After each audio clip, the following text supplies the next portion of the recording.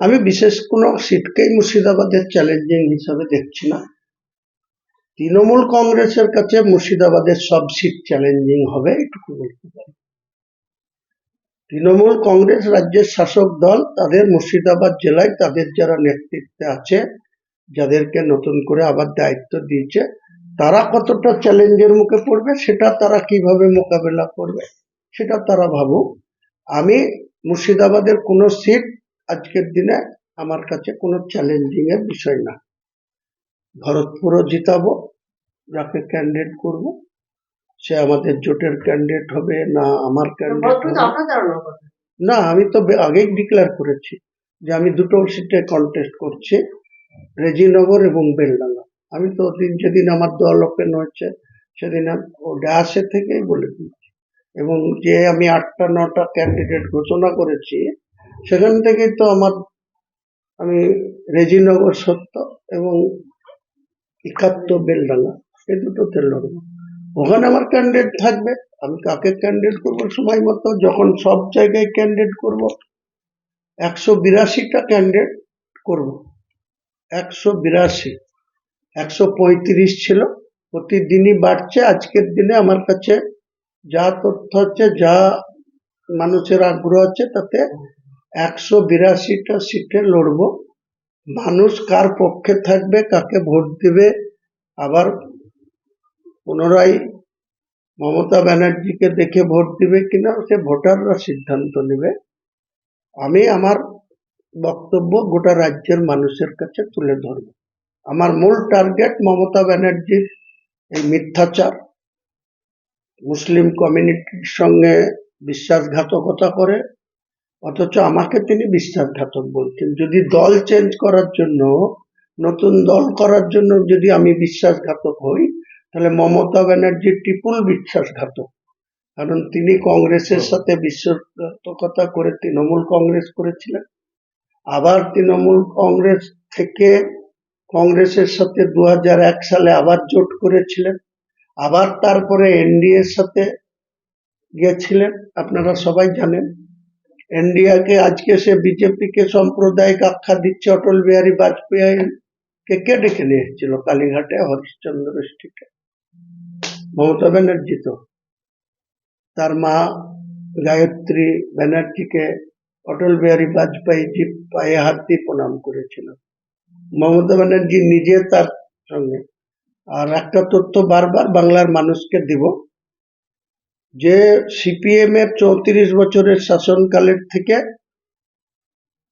মুখে মমতা ব্যানার্জি মুসলিম তোষণের কথা বলেন, কিন্তু তিনি সনাতনী ধর্মাবলম্বী মানুষকে তোষণ করে যাচ্ছে রাজ্যের ক্ষমতা নিয়ে।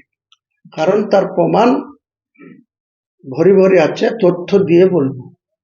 কারণ যেদিন 13ই মে 2011 34 বছরের বাম সরকারের পতন ঘটেছিল, সেদিনকে ছিল 558টা বাংলায় RSS এর শাখা অফিস। আজকে সেই শাখা অফিস মমতা ব্যানার্জির মানে সমর্থনে, ডাইরেক্ট ইনডাইরেক্টের সমর্থনে, তার প্রশাসনদের সমর্থনে, দেখেও না দেখার ভান করে 12,000 বাংলার, যেখানে 37% মুসলমানের বাস, 62% গোটা বাংলায় অমুসলিমদের বাস, সনাতন ধর্মাবলম্বী মানুষের বাস। সেখানে মাদ্রাসা, তারা কোনো উগ্র মুসলমান না, মৌলবাদ না, তাদের আরবি পড়াশোনা করার জন্য, কোরআন পড়াশোনা করার জন্য তাদেরকে মাদ্রাসাগুলা খারিজি মাদ্রাসা। সেখানে একসময় দেখবেন ডোমকলের মতো জায়গায় দাঁড়িয়ে বুদ্ধদেব ভট্টাচার্য 235 জিতার পরে তিনি বলেছিলেন যে মাদ্রাসাগুলা RSS এর আখড়াখানা। তাকে 3 দিনের মধ্যে পিছু হতে হয়েছিল। সেই বক্তব্য থেকে তিনি সরে এসেছিলেন, উদ্যোগ করেছিলেন। তো মমতা ব্যানার্জির 10,000 খারিজি মাদ্রাসার স্যাংশন দেবো বলে ক্ষমতায় এসেছিল, এখন পর্যন্ত মাত্র 338 আর 235। তাহলে সংখ্যাটা কত হয়? 350 করে হলে 700, তাও না, 600 কত হয়? এই মাদ্রাসাগুলা তাও আবার কৌশল করে আনএডেড কথাটা লিখে রেখেছে। আন কথাটা সরিয়ে দিলেই এই মাদ্রাসার 45,000 ছাত্রছাত্রী মিড ডে মিল পেত, যারা সবই মুসলমান, এবং 2,500 শিক্ষক, তারাও 20 থেকে 25,000 টাকা স্যালারি পেত। তারা মাত্র 5,000 6,000 টাকা করে স্যালারি দেওয়া হয়।